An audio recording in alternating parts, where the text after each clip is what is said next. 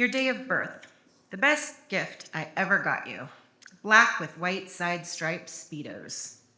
You wore without hesitation or embarrassment. This was years past when we gathered families and friends of the summer season, played in the cold sound, bonfire as the sun set. It was a decade-long tradition, plus a couple years, until we moved to backyard barbecues and camping trips.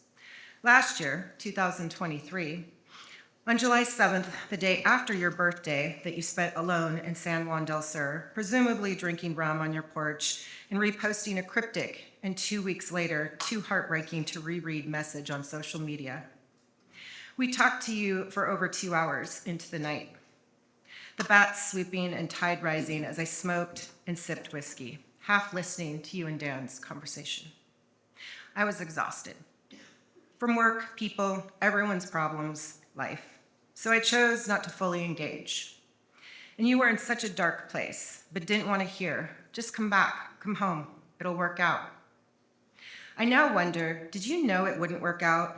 And home, or love, or family couldn't change some kind of inevitable fury that finalized in the last moments of your life? No, I don't believe that to be true from the text between us after we spoke. But how I would have said so many other things had I known it would be the last time I heard your voice in real time. What would I have said? I would have told you the money was on its way. Book a flight. I needed you. We needed you. To stay alive in real time. I would have cried and begged, and you would have relented and understood this was serious. Your last texts were excited for the future and felt like the light was filtering through, that you were going to make it through, and who knew your body was planning another journey. Somehow, the night you passed, which was on a Monday, this exactly a year ago, July 17th, I did not sleep at all, or 16th. I binged season 2 of Bridgerton, cried every 45 minutes for no apparent reason, just tears. I figured it was some fuckery of impending menopause or misfiring of my synapses. And the call came around 7 a.m., and the air felt too heavy to breathe, and the tears felt blocked. My body felt like cement, but my head untethered, floating away. It was impossible that you were gone. Unfair, wrong, just not possible. Yet it was and is. And now I write this to you, for you, really for myself. Thinking of all the ways we could have, should have, might have saved you.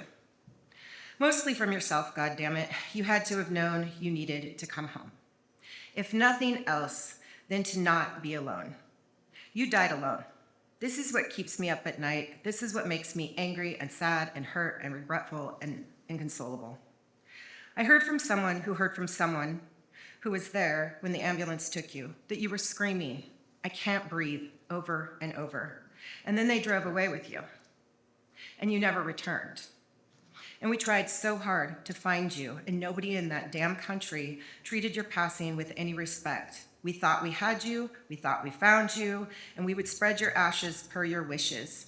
And instead, an unmarked cement rectangle in a town you probably never visited is where some unnamed hospital worker said you rested. What else could be done but to spray paint the unmarked grave and find solace that you are acknowledged somehow, even if you aren't there, literally, like where the fuck did you go? You had the best laugh and the most grandiose plans, and the world did not awaken for you the way you expected or needed. But you were loved by many. Maybe this was a small consolation to your innermost turmoil, all the losses you encountered, beginning at birth, though us who came after tried and kept trying to bring you full circle. Show you what love could be, but your pain was too large for some. Your wanderlust simply a manifestation of life's denials and betrayals, and you were always on a quest. A search for the ideal, the perfection, the way you knew it was meant to be. Not realizing those fairy tales are what we tell ourselves when the darkness threatens to end us. And I loved you not because you required it. Your requirements were always a smidge over the top and elusive in a way that begets sadness and disappointment. No, it was your curiosity about life and zest for aesthetics and excitement about learning and creating, and these things overshadowed any dark spots, except when I was tired and bored of telling you the same thing over and over.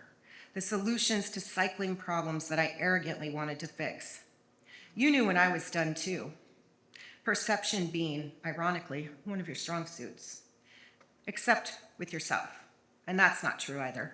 You had a sense that something was not right inside of you. So, that's for Jason.